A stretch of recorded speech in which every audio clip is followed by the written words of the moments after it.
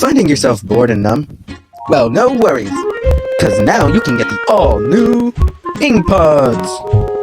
So now you can listen to math on the go or on the road. So why stall? Get the all-new Ing Pods today. 8.12 Identifying Sample Bias and 8.13 Identify Biased Questions. The word biased means there's an error that results in a misrepresentation of the population. You push people or you lean them towards a certain direction. I'll give you an example later of personally how I grew up. So here's two examples. Determine whether each survey question is biased or unbiased. If unbiased, explain your reasoning. Unbiased, you can write down as fair. Is fair. Biased is more opinionated. Do you carpool to work? Well, that's just a yes or no question. This is unbiased. That's a fair question. Example number 2, shouldn't the NFL, the National Football League, continue to play 16 games instead of 18? Question mark. Maybe you can add on some more commentary to help you. You might be like, well, of course, because Tom Brady's on my fantasy football team and I don't want him to get injured.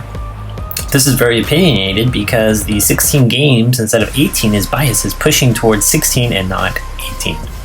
So again, biasm means you have some kind of glasses on. You're already kind of looking for things and you're kind of imposing that on the group. Maybe for me, I grew up in SoCal and my parents loved the Chicago Bulls, so everything, my lens of sports is always colored through Chicago, right? So I think Michael Jordan is the best basketball player. I think the Cubs and the White Sox are my favorite baseball teams, things like that. Well, down here it tells us to explain your reasoning, and we can skip 3 of these problems, but let's go along here. Number 4, a random sample of 8 people is asked to select their favorite food for a survey about Americans' food preferences. Are there any biasm here? There is, so let's write that. Biased because it's a small sample size. Basically, what is a good amount of a sample size? You basically want something that is greater than 10%. And here we don't know how many people. Number 5, every 10th student at band camp is asked to name his or her favorite band for a survey about the campers.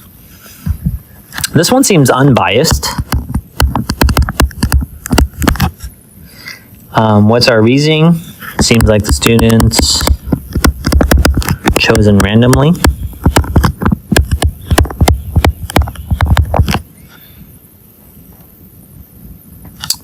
And it doesn't look like just because they're at band camp,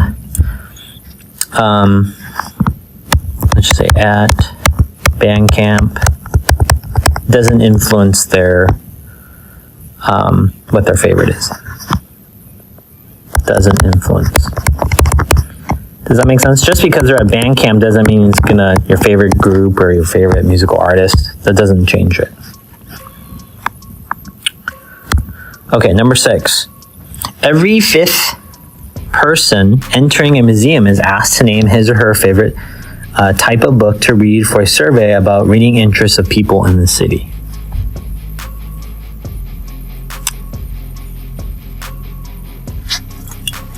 Do I think this is biased? Yeah, I think it is biased. People at museum are a certain, attract a certain crowd.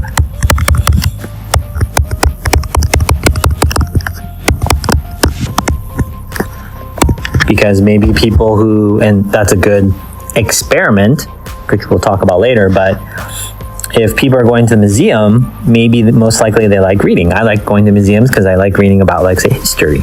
But maybe people who don't like go to museums, they don't like reading, so they're going to stay away. Does that make sense? All right, number 7. Do you think that the workout facility needs a new treadmill and racquetball court?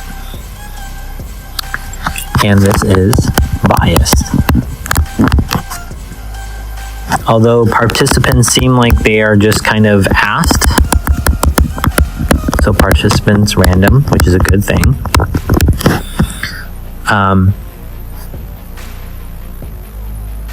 Sorry, that was...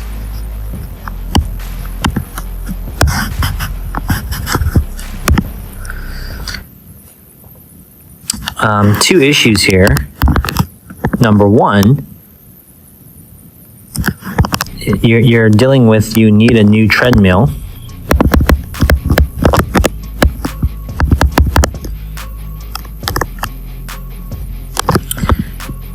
And then number two, you're focused on the racquetball.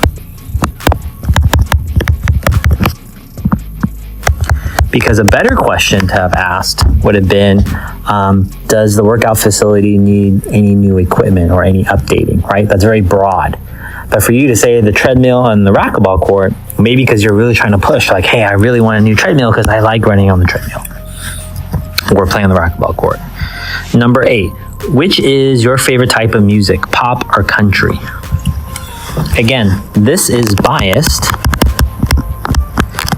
because you're only given 2 options. Because you're only given 2 options. Does that make sense? The better question would have been asked, an unbiased question would have been said, what is your favorite type of music? That's it. Number 9, are you a member of any after-school clubs? This one is unbiased because the question doesn't influence participants.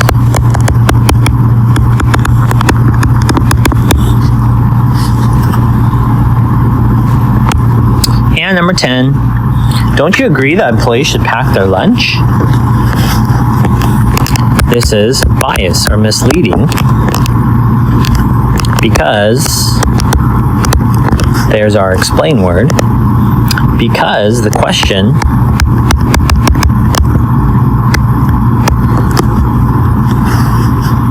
encourages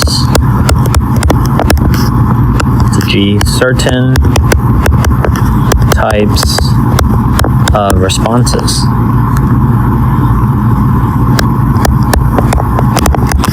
It makes you want to agree with that person, right? You don't want to disagree with the person asking a question.